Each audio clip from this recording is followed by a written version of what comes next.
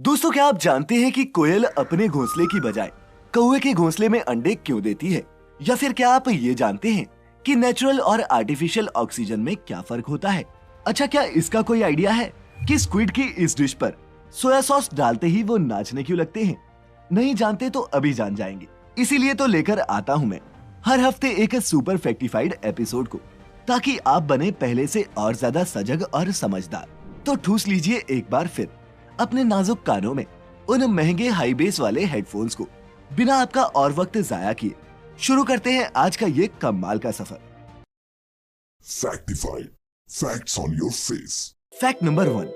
दोस्तों, हम इंसानों को लगता है कि हम ही चालाक और शातिर होते हैं, पर सच तो ये है कि चतुराई के मामले में इस ग्रह पर रहने वाले बाकी जीव जंतु भी किसी से कम नहीं। अब कोयल को ही देख लीजिए। हम सभी बचपन से सुनते आ रहे हैं कि कोयल अपने अंडे कौवे के घोंसले में देती है। पर दोस्तों, क्या आप जानते हैं कि कोयल आखिर ऐसा करती क्यों है? अगर नहीं तो बता दो कि बाग में कूकू करने वाली कोयल असल में काफी शातिर और चालाक होती है, और ये अपनी जिंदगी मौज में काटती है। और तो और ये इतनी अय्याश होती है कि कभी घोंसला भी नहीं बनाती।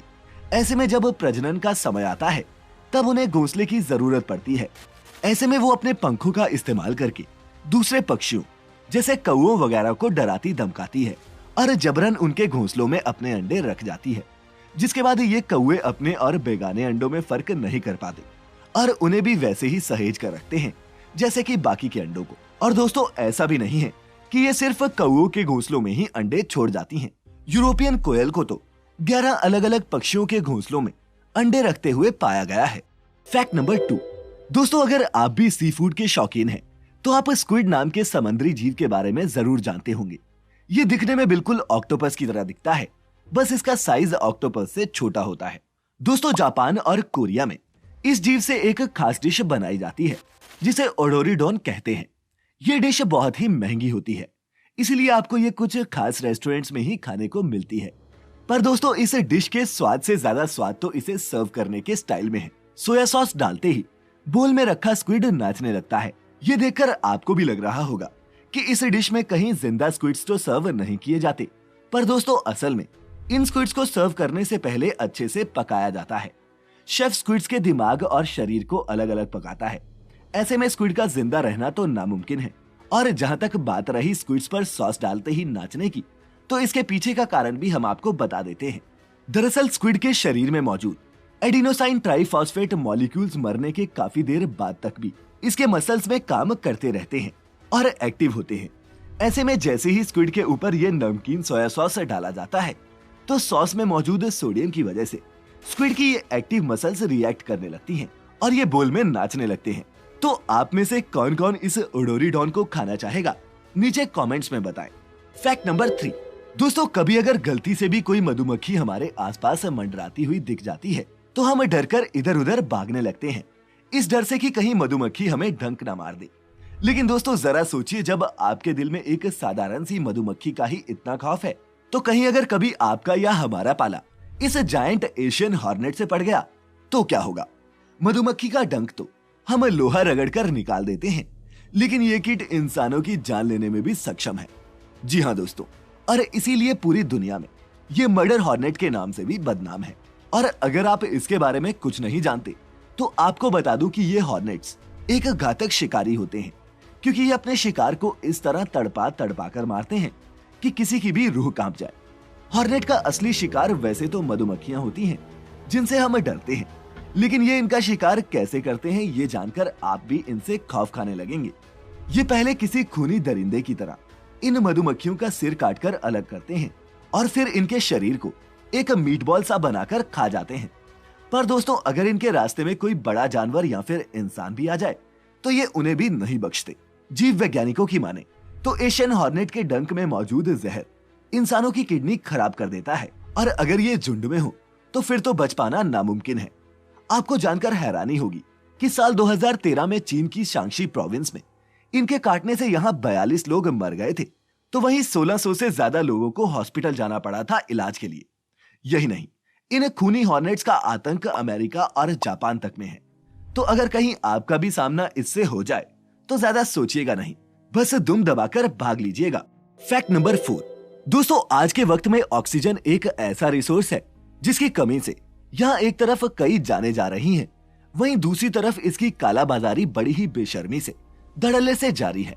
नहीं दोस्तों, मैं हवा में मौजूद नेचुरल ऑक्सीजन की बात नहीं कर रहा, क्योंकि जिस हवा को हम सांस के जरिए इनहेल करते हैं उसमें सिर्फ 21% ही ऑक्सीजन होती है, जो कि एक स्वस्थ इंसान के लिए तो काफी है। लेकिन कोरोना जैसी बीमारी से ग्रसित इंसान के केस में ये 21% ऑक्सीजन वाली हवा काम नहीं करती, इसीलिए उसे मेडिकल ऑक्सीजन देने की जरूरत पड़ती है। तो अब आप पूछेंगे कि नेचुरल और इस मेडिकल ऑक्सीजन में क्या फर्क होता है। तो बता दूं कि मेडिकल ऑक्सीजन वाली हवा का 98% हिस्सा सिर्फ ऑक्सीजन होती है और इसे खास साइंटिफिक प्रोसेस के थ्रू तैयार किया जाता है।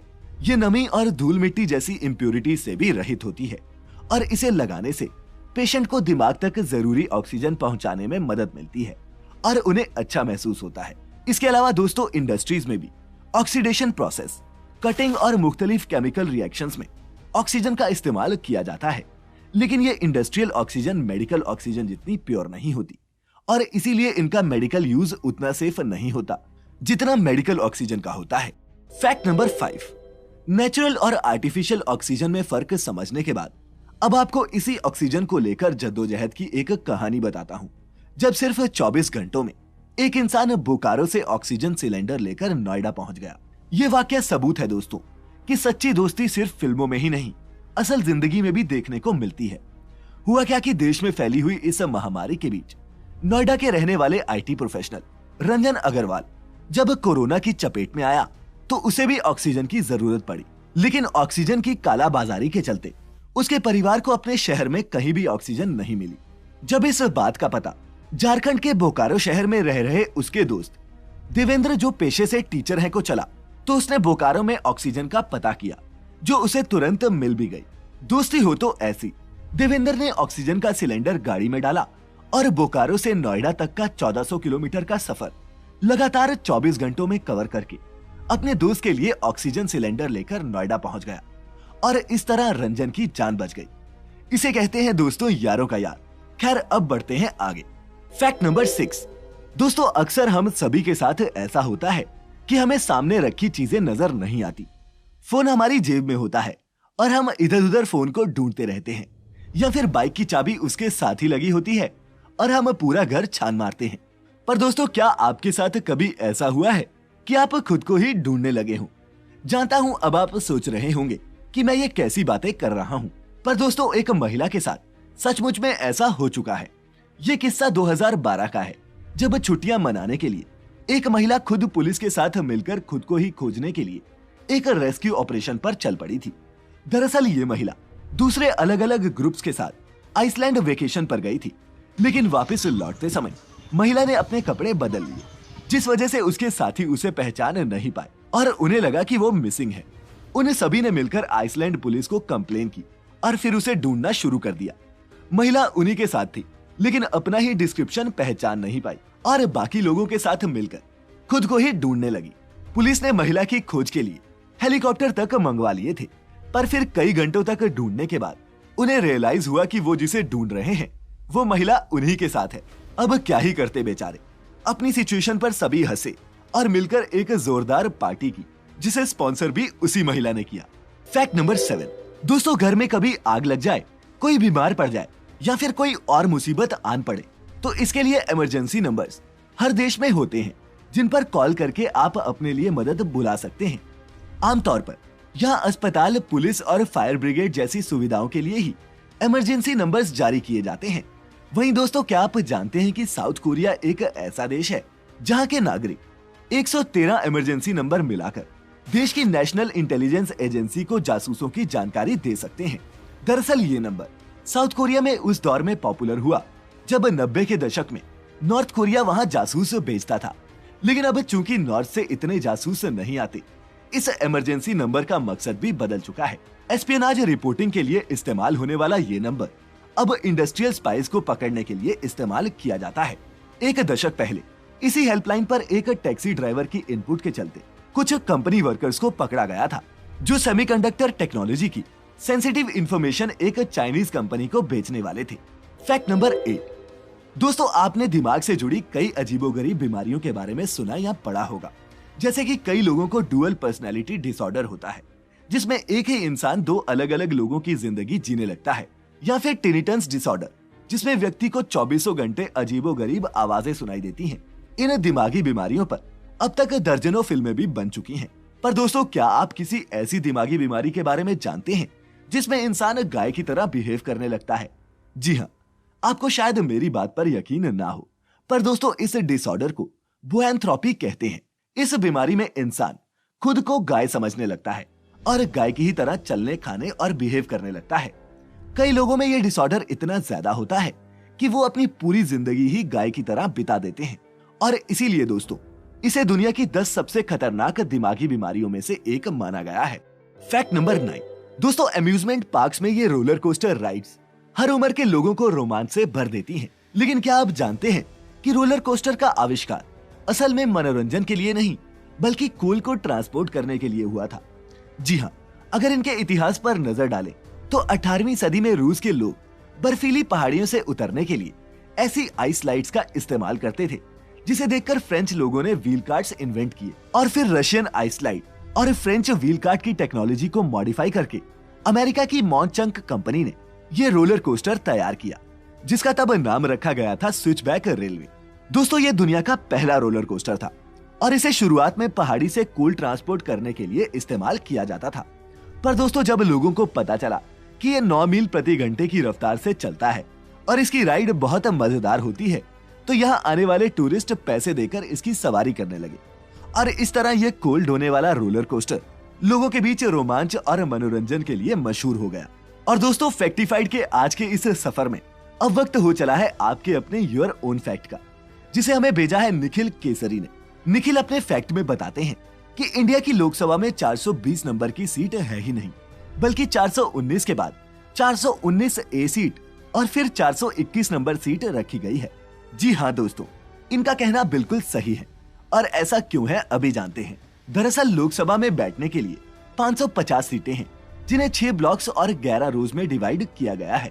अब लोकसभा में चुनकर आने वाले हर एमपी को एक खास सीट नंबर अलॉट किया जाता है, जिस पर सिर्फ वही बैठ सकता है। पर दोस्तों, किसी भी एमपी को लोकसभा में 420 नंबर की सीट अलॉट नहीं होती। दरअसल आईपीसी की धारा 420 धोखाधड़ी के लिए लगाई जाती है, और कोई भी नेता नहीं चाहेगा कि उसे कोई भी नंबर 420 से संबोधित करे। इसीलिए संसद में इसका सॉल्यूशन निकाला गया और 420 की जगह सीट को 419 ए नंबर दे दिया गया, जिसके बाद सीधे 421 नंबर की सीट आती है। खैर दोस्तों, इसी के साथ हमारा आज का ये सफर यही खत्म होता है। ये वीडियो अगर आपको पसंद आई हो या फिर इससे आपने कुछ भी नया सीखा हो, तो इसे अपने दोस्तों के साथ भी शेयर जरूर कीजिएगा। अगले हफ्ते मैं फिर लेकर आऊंगा दिलचस्प फैक्ट से भरा ऐसा ही एक और मजेदार एपिसोड। तब तक अपना अपने चहेतों का ख्याल रखिए।